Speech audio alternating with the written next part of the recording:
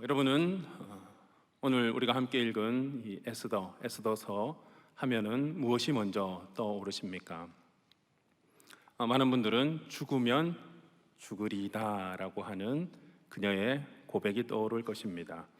그렇습니다. 저도 그 메시지가, 그 성경 구절이 먼저 떠오릅니다.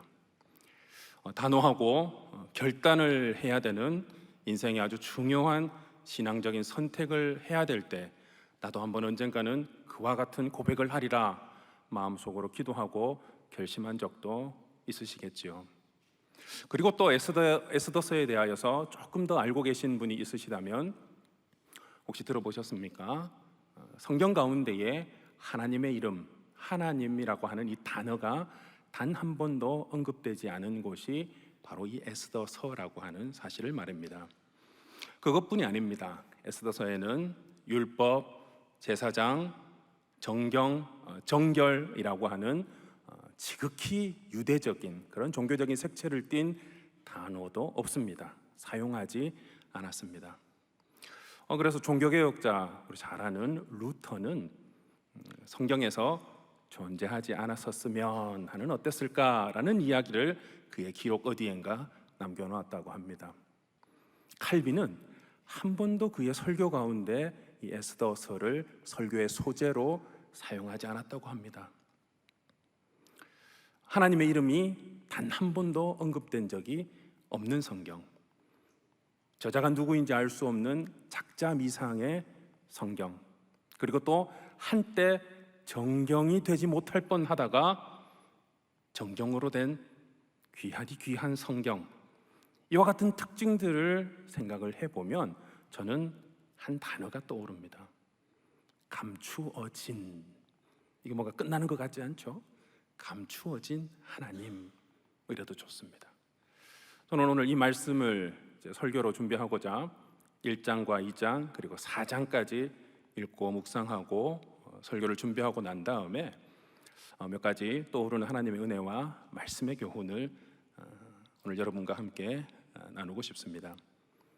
오늘 이 에스더서의 배경은요, 페르시아의 첫 번째 왕인 고레스 왕, 바로 그 왕 때에 1차 포로 귀환령이라고 하는 것을 선포해요. 반포합니다. 옛날 바벨론 시대에 유다 민족을 잡아와서 포로로 삼은 그 일을 다시 고국으로 돌려보냅니다. 돌아가십시오 라고 하는 포로 귀환령 1차가 있은지 그 다음의 일입니다. 2차 포로 귀환까지는 약 한 70여 년의 시간이 있는데 아주 긴 시간이죠. 그 한가운데에, 그 사이에 벌어진 일입니다. 여러분 한번 생각을 해보십시오. 포로 귀환령이 반포되었습니다. 얼마든지 고국 땅, 유대 땅, 이스라엘 땅으로 돌아가도 좋습니다. 그러나 누구든 자유롭게 자신의 조국으로 돌아간다는 것이 쉽지 않습니다. 쉽지 않은 사람들이 더 많이 있습니다. 오랫동안 이방 나라에서 그곳에서도 삶의 터전을 마련하고 삶을 이어나가는 많은 사람들에게는 갑자기 어느 날 살던 곳을 떠나 고국, 고향이라 하여도 쉽게 돌아갈 수 없는 것이 인간의 삶이지 않겠습니까? 거대한 이 페르시아 제국, 넓디 넓은 이 세상을 정복한 페르시아라고 하는 이 제국, 인류 최초의 제국이라고 하죠. 이 제국 앞에서 이스라엘 유대 민족, 그 땅으로 봐도, 민족으로 봐도, 군사력으로 봐도, 세력과 권력으로 봐도 어느 것 하나 비교할 수 없는 페르시아 제국 앞에서는 정말 소수 중에 소수 민족 같은 이 한 민족이 페르시아 땅에서 여전히 삶을 이어나가는 사람들의 이야기가 에스더서에 기록이 되어 있습니다. 함부로 하나님의 이름, 하나님을 부르기도 쉽지 않은 그 상황 가운데에서 포로에서 해방되어 조국으로 돌아갈 수 있지만 여전히 이방 땅에서 살아가야만 하는 그 사람들의 마음속에는 하나님을 향하여 어떤 질문을 던지고 있을까요? 여러분이라면은 그와 같은 상황 가운데에 하나님께 어떤 질문을 오늘 본문의 배경과 환경 가운데에 하시겠습니까? 몇 가지 교훈을 나누고 싶습니다. 저는 이 말씀을 준비하면서 하나님께서 제게 주신 이 말씀에 대한 첫 번째 교훈은 이런 문장이에요.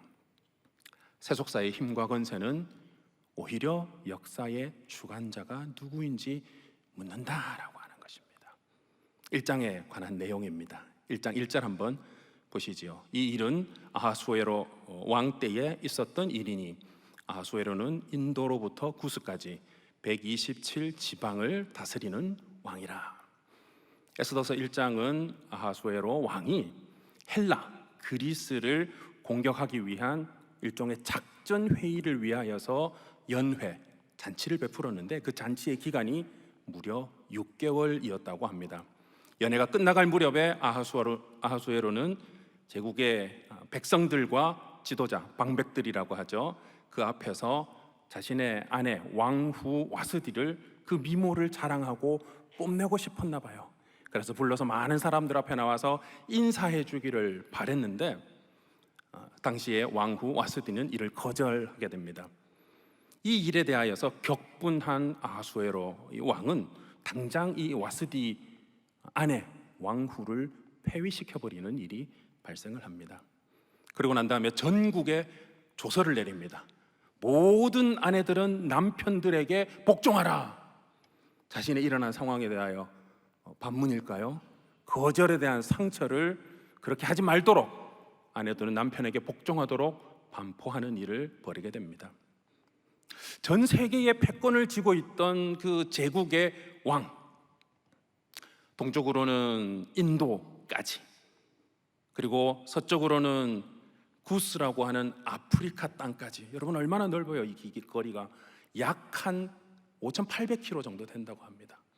전 세계를 다 뒤집어 삼킬 듯 오직 그리스 헬라 지역만 1차 전쟁에서 실패를 한 아쉬움이 있지만 어마어마한 제국입니다. 외형적으로는 군사력을 총동원하여서 얼마든지 원하는 지역, 원하는 땅을 점령할 수 있는 힘을 가지고 있는 제국인 것 같지만 아내 한 명도 자기가 원하는 대로 다스릴 수 없고 아내의 말 한마디에 왕의 위신이 떨어져 버리는 것이 왕의 자리, 세상 권세의 또한 자리라고 하는 사실입니다. 1차 그리스와의 원정 전쟁에서 실패를 한 후에 2차 전쟁을 원정을 앞두고 난 다음에 잔치를 통하여 작전 회의를 하면서 얼마나 많은 방백들과 지도자들과 사람들로부터 환호와 박수를 받았겠습니까? 왕이시여, 이번에는 반드시 승리하게 될 것입니다. 이번에는 저 그리스 연합군들이 아무리 힘을 모은다고 해도 이 세상의 주인은 당신 한 명밖에 없습니다. 이와 같은 수많은 환호와 박수와 갈채를 받았지만 결과는 2차 때에도 대참패입니다. 이와 같은 상황이 벌어지면서 우리는 이 본문을 통하여서 세상 권력 앞에 이 세상 권력에 강대하고 건성한 것이 아니라 오히려 이 강대한 세속사, 세상 앞에 우리는 질문을 하게 됩니다. 역사의 주관자는 과연 누구일까? 인도에서부터 구스까지 엄청난 대제국을 만든 페르시아라고 하지만 그들의 역사는 고작 220년밖에 또한 되지 않습니다. 한 1000년 정도 될 것 같죠? 한 2000년 정도 될 것 같은 그 땅의 규모죠. 220년밖에 되지 않습니다. 고레스로부터 시작된 페르시아 제국은 어쩌면 오늘 이 1장에 등장하는 아하수에로 왕 때부터 그 세력이 기울었는지도 모릅니다. 세상 힘과 권세만 보면 영원할 것 같지만 우리가 기억해야 될 것은 답답하고 불안하고 불안정하고 두려움을 주는 이 세상 가운데에 역사의 주관자는 과연 누구이신가라고 하는 질문을 1장이 우리에게 하고 있다고 하는 사실입니다.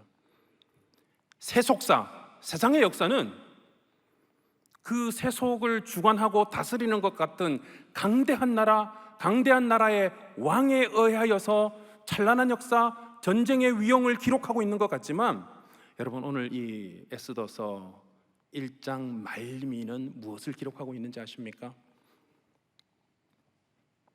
아무도 기억할 것 같지 않은, 물어보지 않고 찾아보지 않고 말하지 않으면은 아무도 모를 것 같은 바로 이 와스디 왕후의 폐위의 사건을 다루고 마무리하고 있다라고 하는 것입니다. 이 일이 왜 중요한가 하면은 2장부터 이제 등장하는 모르드게와 에스더를 통하여서 나라의 운명이 바뀝니다. 역사의 한 페이지가 전혀 다른 것으로 쓰여지는 것 같은 일들이 벌어지기 때문이라고 하는 사실입니다. 작은 왕후, 아무도 기억하지 못할 것 같은 왕후의 폐위 사건은 성경은 기억하고 그것을 기록했다라고 하는 사실입니다. 두 번째, 제가 오늘 이 말씀을 통하여 메모한 내용은, 교훈은 이와 같습니다. 감추어진 것 같으나 연속된 우연 속에 하나님의 섭리는 더욱 빛난다라고 하는 것입니다. 2장 앞부분인데 모르드게의 등장 사건입니다. 우리 5절에서 7절 같이 한번 읽어보겠습니다. 시작. 도성 수산에 한 유대인이 있으니 이름은 모르드게라.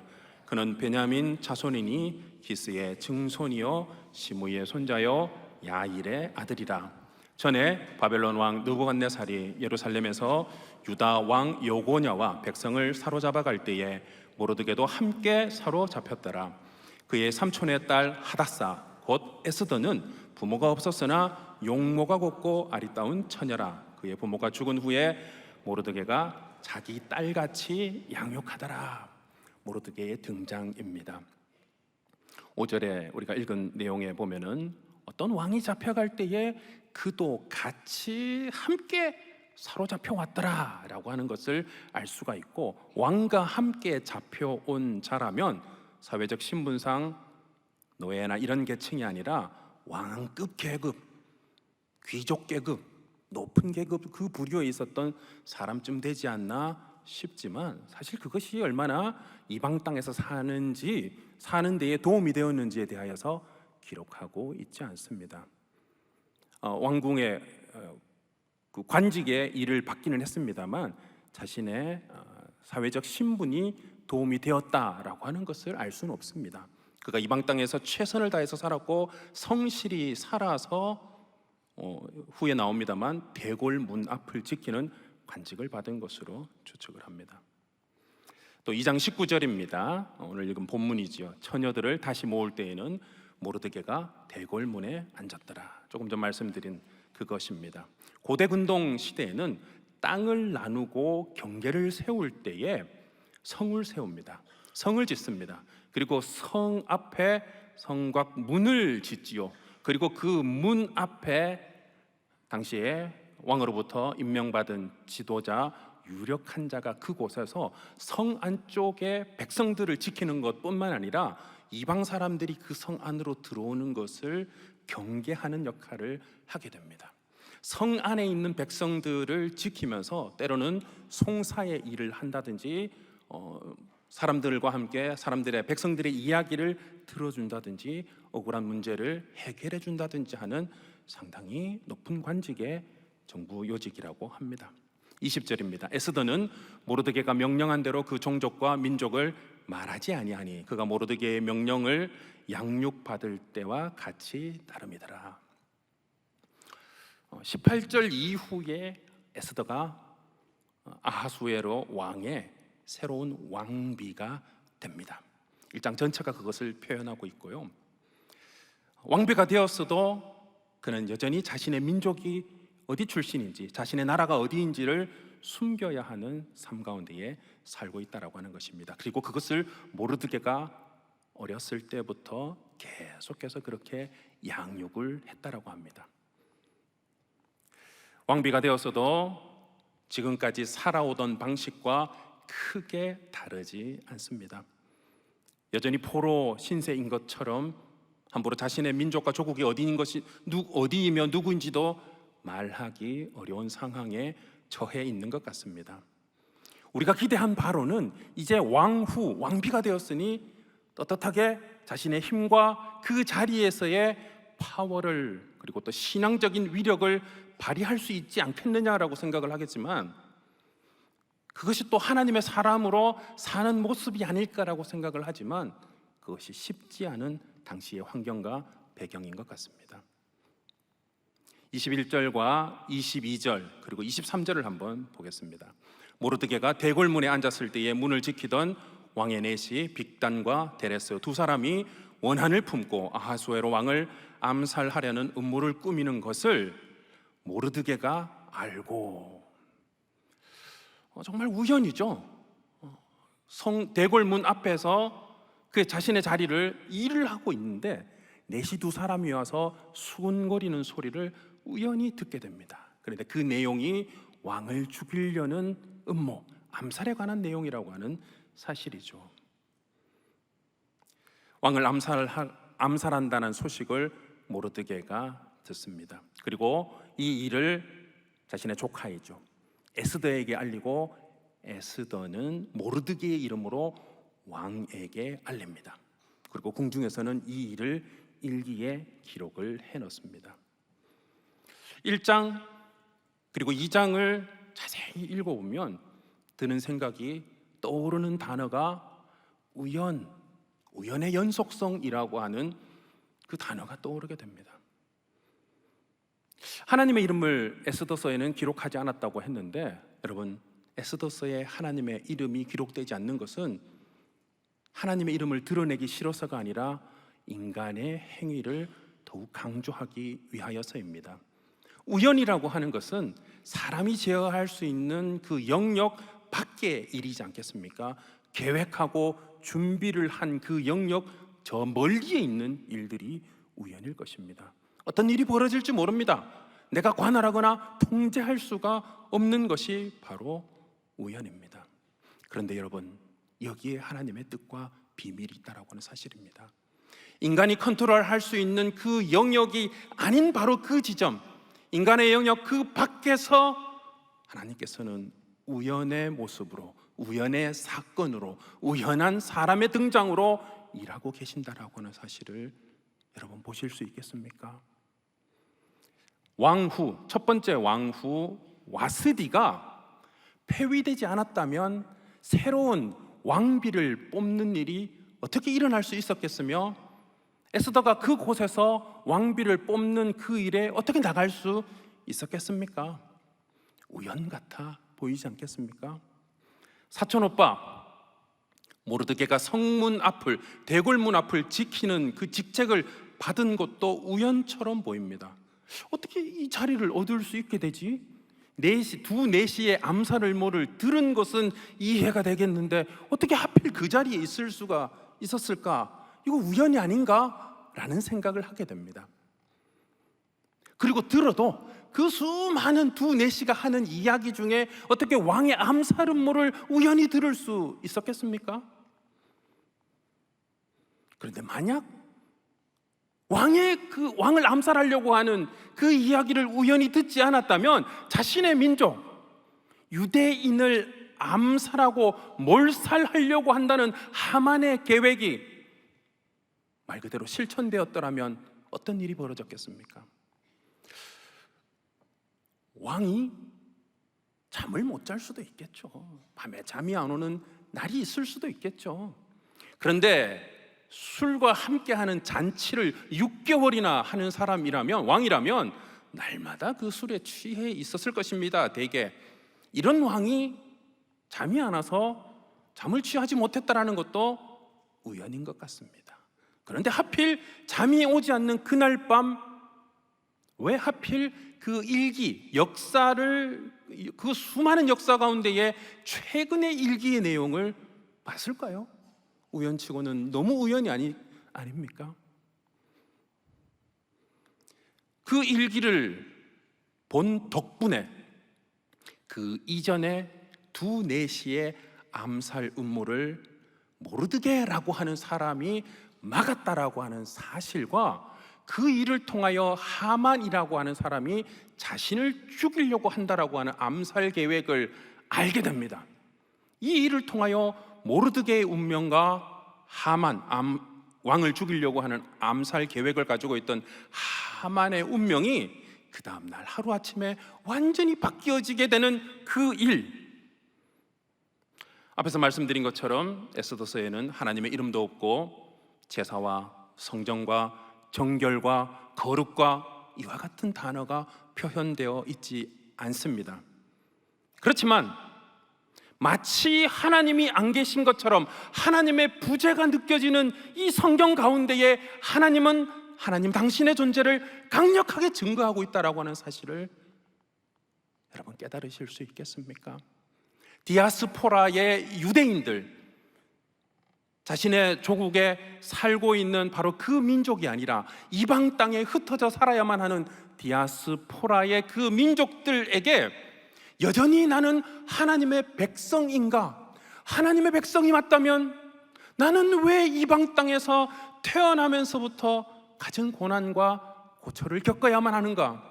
나는 오늘도 하나님을 믿고 오늘 아침에도 하나님께 기도를 하며 하나님의 역사하심으로, 하나님의 경륜으로 이 간절하고도 불쌍한 마음, 오늘 나의 환경을 살펴주옵소서, 도와주옵소서, 불쌍히 여겨주옵소서 간절히 기도하지만 마치 하나님은 숨어 계시는 것과 같은, 나는 과연 하나님의 백성이 맞는 것인가?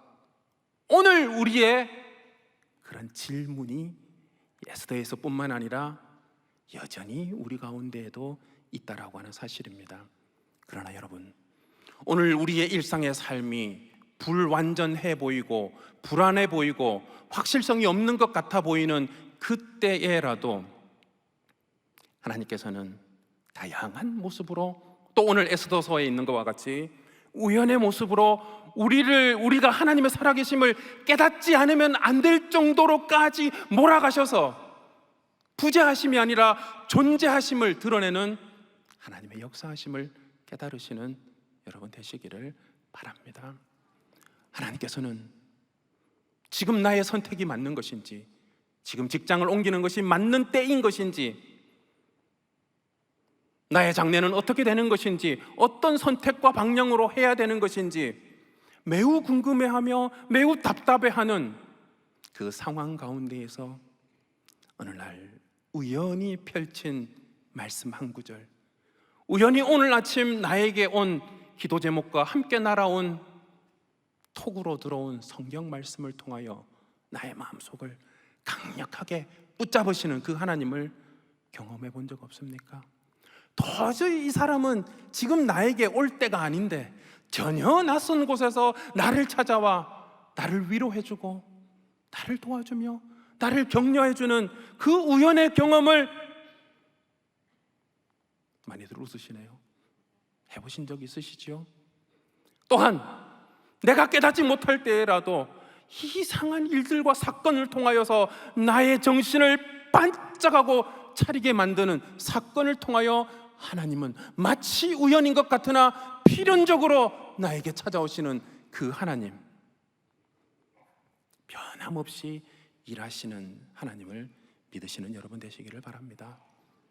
아멘. 세 번째, 여러분과 함께 나누고 싶은 오늘 이 에스더서의 교훈과 말씀은 수동적인 끌려감으로 살아가지만 하나님을 고백하는 삶에 섭리가 있다라는 교훈과 말씀을 여러분과 함께 나누고 싶습니다. 에스더서에는 1장과 2장, 3장까지 계속된 이 우연이 나타나고 등장하고 계속되고 쓰여지고 있습니다. 그리고 또 하나, 우연과 함께 또 다른 에스더의 특징 중에 하나는 수동적인 표현이라고 하는 사실입니다. 모르드게에게도 그리고 에스더에게도 이들을 지칭하는 성경 구절이 계속해서 수동적 동작을 표현하고 있습니다. 에스더서 2장 21절과 23절을 제가 한번 읽어볼게요. 모르드게를 향한 표현입니다. 모르드게가 대궐문에 앉았을 때에 문을 지키던 왕의 넷이 빅단과 데레서 두 사람이 원한을 품고 아하수에로 왕을 암살하려는 음모를 꾸미는 것을 듣고 23절에 조사하여 실증을 얻었으므로, 들었어요. 그리고 이 일에 대하여 조사를 했는데 그 결과에 대하여서 실증을 얻었다라고 하는 표현이 자세히 보니까 이런 뜻이에요. 그 일이 찾아왔다, 그 일이 발견되었다라고 하는 뜻이에요. 처음부터 끝까지 전부가 다 수동적이에요. 그리고 2장 6절에 보면은 모르드게의 첫 등장에 이런 표현입니다. 아까 읽었어요. 모르드게도 왕이 잡혀올 때에 모르드게도 함께 사로잡혔더라. 이 이방 땅에 잡혀올 때도 사로잡혀서 왔고, 어떻게 대궐 문 앞을 지키는 관직을 가게 되었는지 알 수 없지만 우연히 두 내시의 왕의 암살 계획을 듣게 되었고, 조사는 했지만 그보다 더 엄청나고도 확실한 결과가 자기에게 찾아왔다라고 하는 표현입니다. 에스더서 2장 8절입니다. 우리 같이 한번 읽어볼까요? 시작. 왕의 조서와 명령이 반포되매 처녀들이 도성 수산에 많이 모여 헤게의 수하에 나아갈 때에 에스더로 왕궁으로 끌려가서 궁녀를 주관하는 헤게의 수하에 속하니, 이제 왕비가 되기 위한 일종의 시험 컨테스트에 나가게 되는 그 상황을 묘사합니다. 아직 왕비가 되기 전이에요. 그런데 왕궁으로 이끌려가서, 에스더를 표현하는 것은 이끌려갔어요. 수동적인 입장이에요. 선택하는 자의 호의가 아니면 다른 길은 선택할 수가 없습니다. 또한 1장에 에스더의 이름을 두 가지로 표현합니다. 원래 유대인으로 불려진 이름 하다사, 그리고 개명된 이름 에스더입니다. 소수민족 중에 소수민족인 이 에스더가 자신의 민족과 함께 신앙적인 유대감과 간절한 이 하나님을 향한 그리움이 있을 때의 하다사의 모습과 그것을 철저히 감추도록 교육받고 철저히 숨기면서 이방 땅에서 이방 민족과 이방 문화와 이방의 음식을 어쩔 수 없이 같이 먹고 마시고 살아야 하는 그 이름 에스더라고 하는 이 혼동된 정체성 가운데에 수동적인 삶을 살 수밖에 없었을 것입니다. 우리에게도 비슷하죠. 나도 모르지만 지극히 많은 부분이 누가 하라는 대로, 부모님이 하라고 말씀하시는 그대로 따라가는 수동적인 삶을 사는 때가 많이 있습니다. 그러나 여러분, 성경은 여기에서 에스더의 표현을, 에스더서를 마무리하고 있지 않습니다. 무슨 이유에서인지 4장이 되면서부터 수동적인 에스더가 능동적이고 적극적으로 바뀌는 모습을 알 수가 있습니다. 하만이라고 하는 총리 대신이 유대인 진멸 정책, 유대인 말살 계획 조서를 이 에스더가 그 초안을 받아보게 됩니다. 우리가 사실 그 앞장의 에스더를 생각하면 두려워 떨며 손을 덜덜덜 떨며 그 초안을 보고 자기 사촌오빠 모르드게에게 전달해 주는 것조차 두려워했을지도 몰라요. 그런데 이 위기 가운데에 서서히 전면적으로 능동적으로 등장하는 것을 알 수가 있습니다. 수동적인 모습에서 생각과 판단뿐 아니라 자신의 종교적인, 자신의 신분적인, 그리고 자신의 정체성에 관하여서 지극히 수동적인 이 한 여인이 어떻게 죽으면 죽으리이다라고 하는 적극적인 신앙의 고백을 하는 사람으로 바뀔 수가 있을까요? 여기서 잠깐 멈추고 에스더서를 비교할 때에, 에스더서를 연구할 때에 많은 사람들이 요셉의 일생과 많이 비교를 한다고 합니다. 요셉의 인생도 누군가에 의하여서 계속해서 끌려다니던 인생이었던 것 알고 계시죠? 그의 형들에 의하여서 본인이 원하지 않는 상황 가운데에 계속해서 알아주지 않는 것 가운데에 수동적으로 끌려다니게 됩니다. 시편 105편은 요셉의 일생과 일대기를 아주 잘 표현하고 있습니다. 시편 105편 16절 같이 한번 읽어볼까요? 시작. 그가 또 그 땅에 기근이 들게 하사 그들이 의지하고 있는 양식을 다 끊으셨도다. 유대 땅에 엄청난 기근이 들게 됩니다. 먹고 살 만큼 먹고 살고 조금 힘든 기근이 아니라 살 수 없을 정도의 기근이 들게 되자 아버지, 이제 할아버지가 다 됐죠. 돌아가실 날이 얼마 남지 않은 야곱이 아들들에게 먹을 것을, 양식을 구하라고 몰아냅니다. 애굽으로 천리도 넘는 길을 몰아내서 양식을 구해오라, 도저히 살기가 힘들다라고 하는 것으로 혹독하게 자식들을 내치는 일들로 요셉의 형들이 이 애굽으로 내려오고 마침내 총리가 된 요셉을 만나게 되죠. 하나님께서 양식을 다 끊게 만드시니까 그제서야 하나님의 뜻을 서서히 알아가게 되는 것을 볼 수가 있습니다. 아주 놀라운 말씀과 기록이 있습니다. 105편 17절 한번 같이 한번 읽어볼까요? 시작. 그가 한 사람을 앞에서 보내셨으며 요셉이 종으로 팔렸도다. 자신의 삶이 끌려다니는 인생, 누군가에 의해서 끌려가게 되는 인생이라고 생각을 했는데 오늘 여기 17절에 그의 생애를 무엇이라고 표현합니까? 그가 한 사람을 앞서 보내셨으며, 요셉을 말합니다. 나는 끌려간다라고 생각했는데 알고 보니 하나님께서 나를 보내셨다라는 것이에요. 45장쯤에 가면 이보다 더욱 정확한 표현이 나옵니다. 창세기 45장 7절에 이렇게 나와 있어요. 한번 들어보세요. 당신들의 생명을 보존하고 당신들의 후손을 세상에 두시려고 당신들을 나보다 먼저 보내셨나니, 형들로부터 노예로 팔린 청소년 때로부터 시작하여서 총리가 된 때까지의 많은 삶의 변화들이 있었지만, 총리가 된 그 이유들을 되묻고 되물었지만 하나님께 제가 오늘 이 자리에 서게 된 것이 바로 이 이유였군요.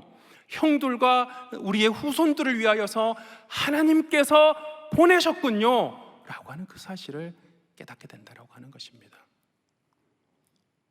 내가 믿는 이 하나님께서는 내가 속해 있는 이 세상 한가운데서도 여전히 일하고 역사하실까?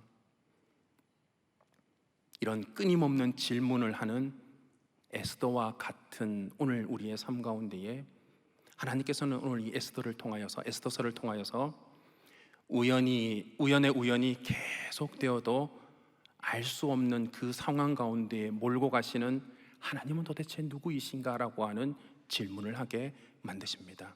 그리고 마침내 자아 정체성, 신앙적 정체성을 깨닫고는 모든 것을 다 끊게 하고서 우연이 아니라 하나님의 섭리입니다라고 하는 것을 고백하게 만드시는 하나님이시라는 거예요.